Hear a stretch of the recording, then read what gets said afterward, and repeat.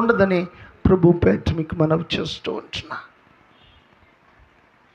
మరి ఇస్సాకు వలె, మన ప్రభు అయిన యేసుక్రీస్తు వలె, దావీదు వలె, దానియేలు వలె సజీవ యాగంగా పరిశుద్ధంగా మనల్ని మనము ప్రభుకు అర్పించుకున్నట మనందరికీ గొప్ప ఆశీర్వాదకరమా.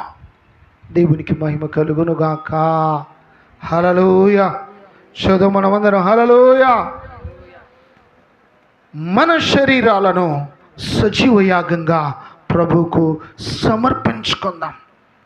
To offer our bodies as a living sacrifice to the holy God. It is the called true worship.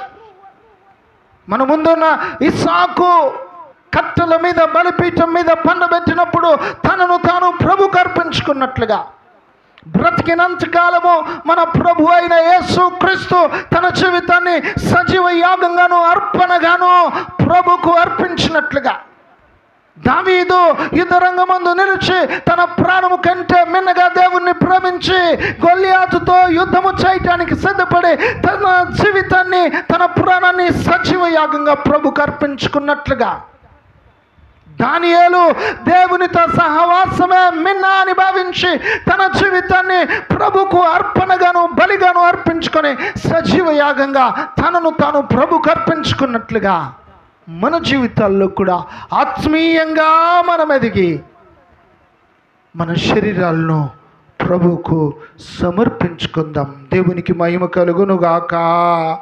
హల్లెలూయా. హల్లెలూయా. अपने शरीरों को जीवित और पवित्र और परमेश्वर का बलिदान करे.